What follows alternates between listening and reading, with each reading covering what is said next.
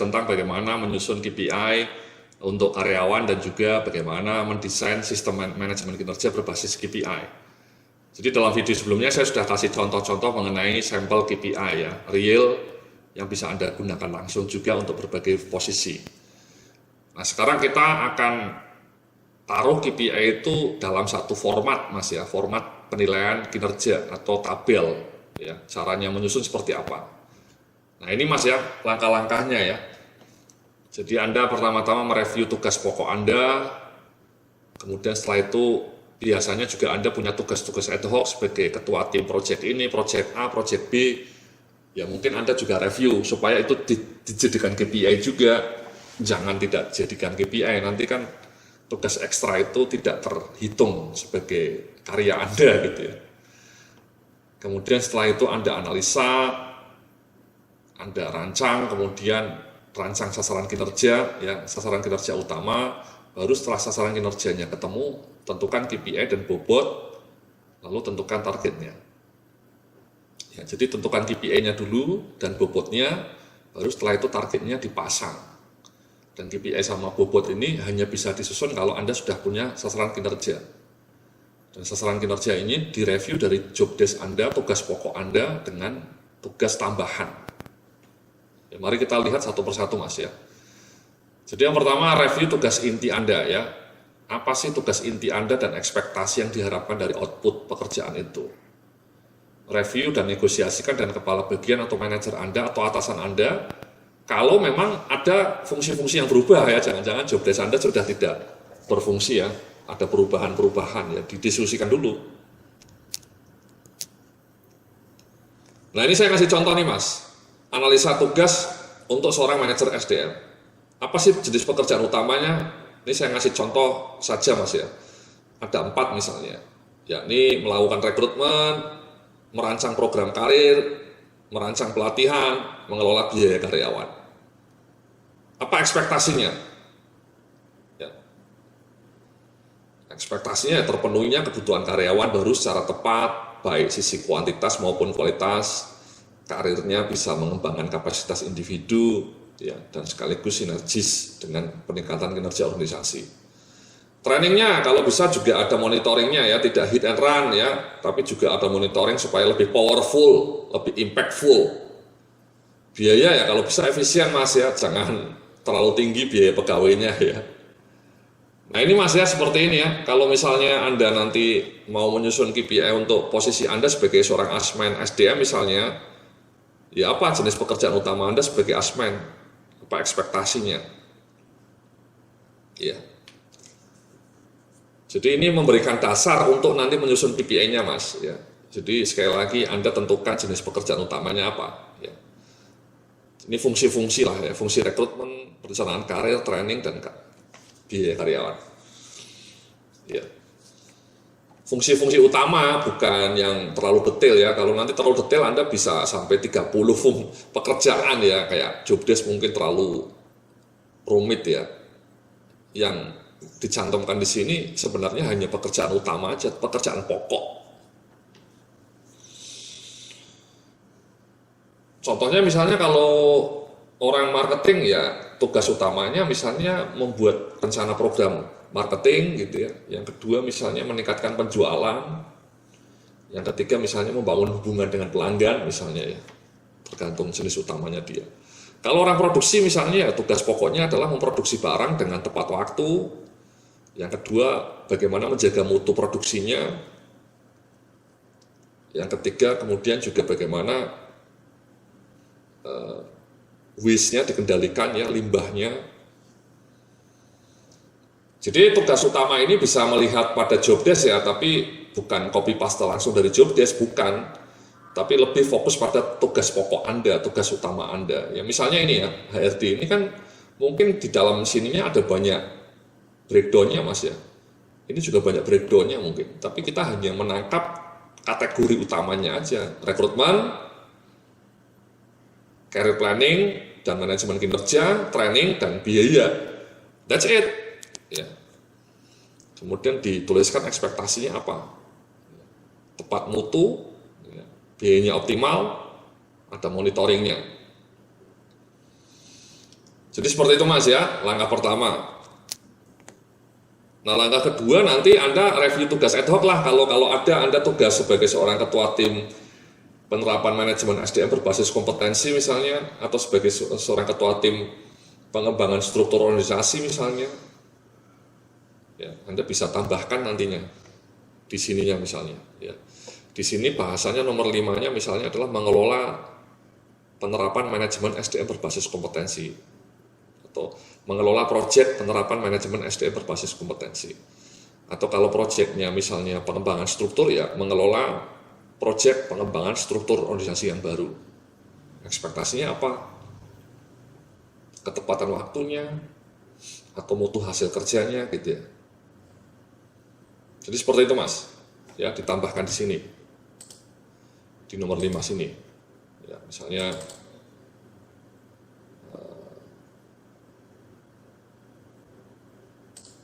nomor 5 ya, mengelola tugas khusus. Sorry.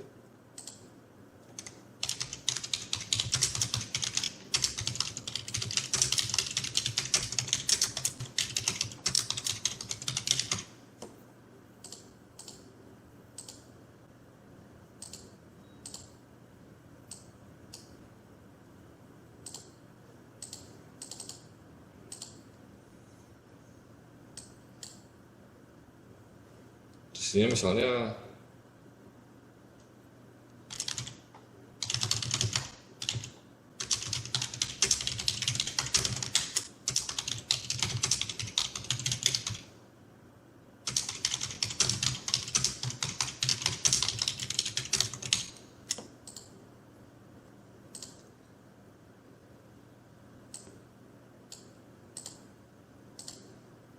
jadi mengelola proyek penerapan manajemen SDM berbasis kompetensi. Ekspektasinya terlaksana sistem manajemen SDM berbasis kompetensi untuk semua fungsi manajemen SDM. Misalnya, ini misalnya kalau Anda punya proyek tambahan Mas ya Mbak-mbak ya. Kalau tidak ya cukup 1-4 saja. Ya, tugas ad hoc. Nah, langkah ketiganya kemudian ya gabungkan Mas ya tadi ya, sasaran gabungkan dan sinergikan hasil-hasil itu dan kembangkan sasaran kinerja. Sasaran kinerjanya adalah 5-8, ini kunci nih Mas ya. Jadi kalau bisa membuat KPI atau sasaran kinerja dan KPI itu jangan lebih dari 10 lah ya. Mungkin maksud saya jangan terlalu banyak. Untuk seorang asmen, untuk seorang supervisor, pengalaman saya ya antara 6-7 ya. Kalau manajer mungkin antara 8-10 karena tugasnya banyak kalau seorang manajer. Kalau staff mungkin antara 5, ya. Bahkan kadang-kadang cuma 4. Ya. Jadi tidak terlalu banyak ya, maksimal 10 rule of thumb-nya.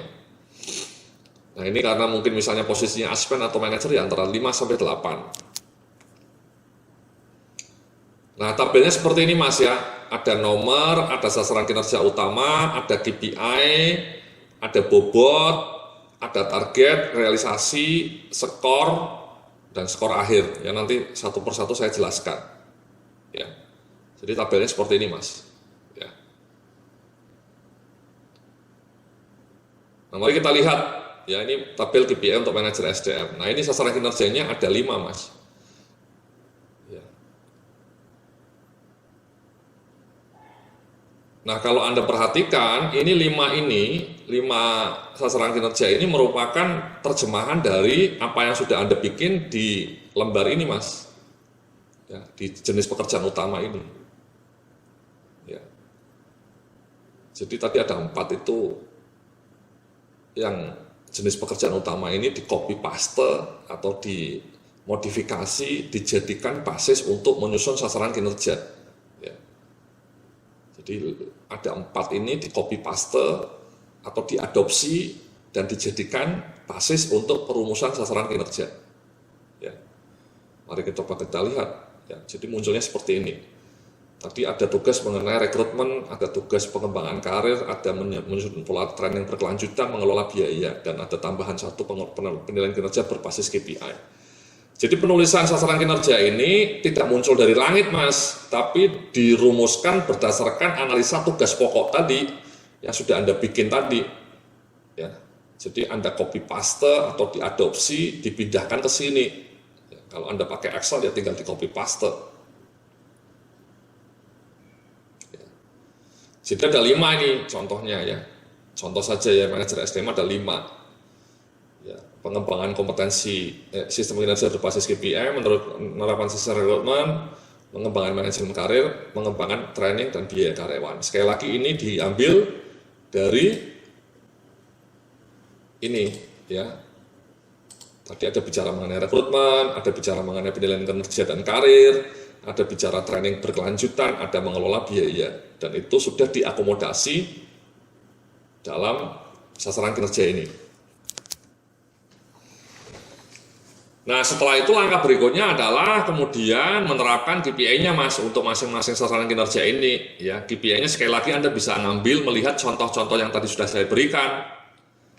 Ya.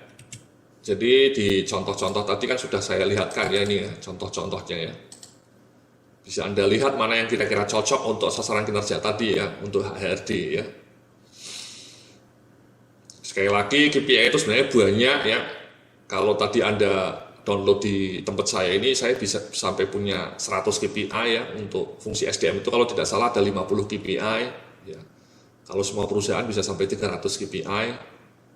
Bisa Anda pilih. Jadi KPI itu sebenarnya pilihannya banyak. Anda tinggal pilih yang paling cocok dan paling mudah diukur. Nah, setelah Anda melihat contoh-contoh ini ya bisa Anda copy paste yang relevan dan kemudian dimasukkan ke kolom tadi ya, kolom sini. Kolom sini Mas. Ya. Nah, contohnya ini saya lihatkan ya, kita kembangkan ya. Minimal setiap sasaran kinerja itu minimal KPI-nya 1, boleh 2, bahkan boleh juga 3. Jadi sasaran kinerja ini minimal KPI-nya 1 Mas. Tapi kalau Anda mau bikin untuk nomor 1 ini 2 KPI AB, ini AB ya boleh. Bahkan kalau sampai C ya boleh. Ya. Tapi minimal ya 5 Mas. Dan maksimal ya jangan terlalu banyak juga, 10 ya misalnya ya. Kalau masing-masing KPI ada 2, masing-masing sasaran kinerja ada 2 KPI kan jumlahnya 10 Mas, Mbak-mbak ya.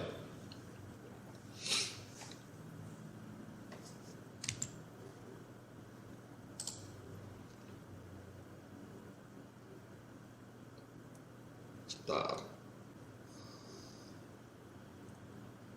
Nah ini Mas ya, jadi inilah KPI-nya Mas ya. Misalnya mengembangkan sistem penilaian kinerja berbasis KPI ya, KPI-nya macam-macam sih ya. Pilihannya, ini kita milih kebetulan ini ya, jumlah karyawan yang telah mengisi formulir kinerja berbasis KPI. Ya. Menerapkan sistem rekrutmen, skor kinerja karyawan 6 bulan setelah direkrut. Persentase karyawan yang direkrut dengan tepat waktu 1 bulan sejak order. Ya. Ada 2 KPI ini kebetulan untuk rekrutmen. Untuk manajemen karir, kita pilih KPI-nya cuma 1, jumlah karyawan yang lolos tes assessment dan layak dipromosikan. Ya, jadi Anda kirim karyawannya ke IPPM atau ke Vendor Assessment Center dan kemudian di-assess. Untuk training berkelanjutan ada 2 nih KPI-nya. Yang pertama rata-rata jam pelatihan per karyawan per tahun dan jumlah program pelatihan yang diikuti dengan kegiatan monitoring secara kontinu.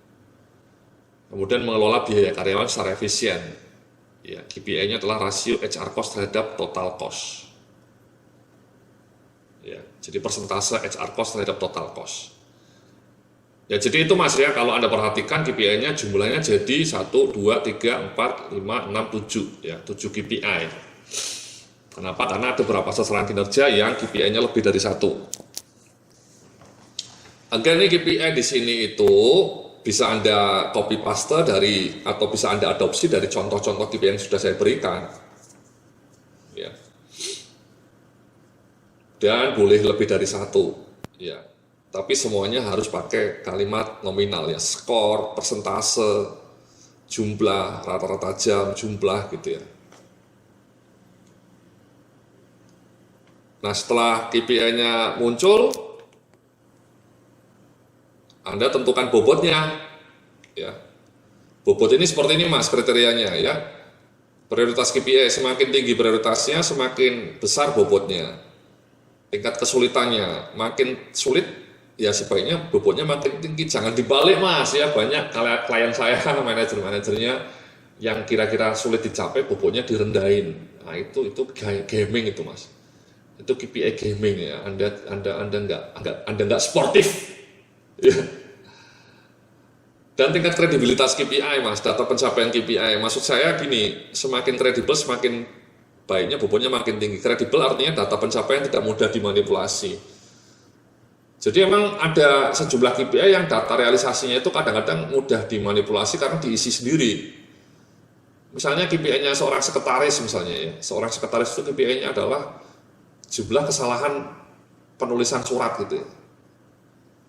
Nah, kalau bosnya kan biasanya orang sibuk itu Mas ya, direktur atau GM kan sibuk. Sehingga kita minta sekretarisnya untuk ngisi sendiri ya. Kalau Anda salah, Anda tolong dengan jujur tulis kesalahannya berapa. Nah, kalau bosnya tidak mendetek, ya, bosnya tidak memantau, sementara sekretarisnya juga tidak jujur ya bahaya. Dia mungkin salah 2 kali nulis suratnya, tapi dia sembunyikan. Nah, itu namanya mudah dimanipulasi. Contoh lainnya misalnya KPI respon time ya. Jadi rata-rata waktu perbaikan AC misalnya itu KPI-nya orang GA, General Affair itu KPI-nya rata-rata perbaikan AC. Nah, itu kalau monitoringnya tidak rapi ya mungkin bisa dimanipulasi ya. Perbaikannya aslinya 4 jam, dia bilang di monitoringnya itu 2 jam gitu ya. Perbaikan AC-nya mungkin sampai 3 jam, dia nulisnya 1,5 jam gitu ya. Itu integritas. Nah, solusinya biasanya saya bilang sama klien ya nggak apa-apa, kita tetap biarkan karyawan untuk mengisi dengan apa adanya. Kalau misalnya nanti dia ketahuan melakukan kecurangan, ya dia bahkan kena SP1, karena itu sudah bukan masalah KPI, itu masalah integritas moral. Anda tidak jujur, itu menurut saya lebih fatal dibanding KPI ya. Anda melakukan kesalahan fatal yang lebih berat dibanding KPI. KPI skornya 0 itu masih oke lah, tapi ketika Anda sudah tidak jujur, itu Anda layak kena SP1, dan Anda bisa lebih parah itu. Jadi menurut saya seperti itu. Ya, jadi kita kasih kebijakan juga, randomly kita akan cek ya, nanti secara random sebaiknya ada tim lah. Mungkin dari HRD, cek random saja ya, tidak satu persatu random, kita lacak, kita konfront ya. Datanya sekretaris tadi, datanya GE benar nggak dengan realisasi kenyataan. Kalau kemudian dengan kenyataannya tidak benar, tidak pas, tidak sama, ya kita bisa ngasih SP sama sekretarisnya sama orang GE-nya tadi. Karena kredibilitas, integritas moral itu perlu dipertahankan, Mas. Ya. Itu kunci itu, Mas. Kunci kesuksesan yang sejati. Ya. Oke. Jadi seperti itu Mas ya, bobotnya harus mengacu seperti ini ya. Nah makanya ini kita kasih bobot maksimal 100 Mas. Ya maksimal 100. Ya jangan sampai 110 atau 200, jadi 100. Makanya bobotnya bisa, ini 25 karena dianggap penting ya. Ini 15 saja, ini bahkan 5 saja. Jam pelatihan ini mungkin tidak begitu penting. Maksudnya kalau sepanjang ada budgetnya ya bisa dilakukan ya. Tidak begitu sulit nih, KPI ini tidak begitu sulit pencapaiannya maksud saya ya. Ini 15 karena sulit mungkin ya, ini 10 ya. Intervalnya 5 sih sebaiknya Mas ya, jarang saya menemukan 3 atau 2,5 gitu. Menurut saya sebaiknya intervalnya 5. Ya, lebih kayak gini. 10, 5, 10, 15, 20, 25, 30, 35 dan seterusnya gitu Mas. Intervalnya 5 sebaiknya. Intinya maksimal 100 ya.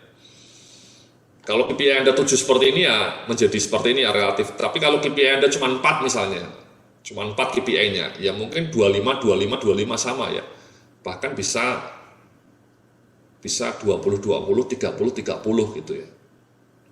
Kalau KPI Anda hanya 4. Jadi seperti itu Mas ya, Anda susun sasaran kinerjanya, kemudian susun KPI-nya seperti ini, taruh di sini, ini bisa diambil dari contoh-contoh KPI yang saya berikan. Yang relevan, kalau tidak ada ya Anda bikin baru.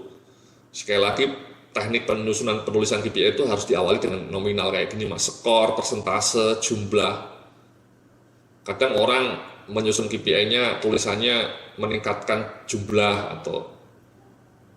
atau misalnya terlaksananya proses assessment, itu menurut saya kurang pas.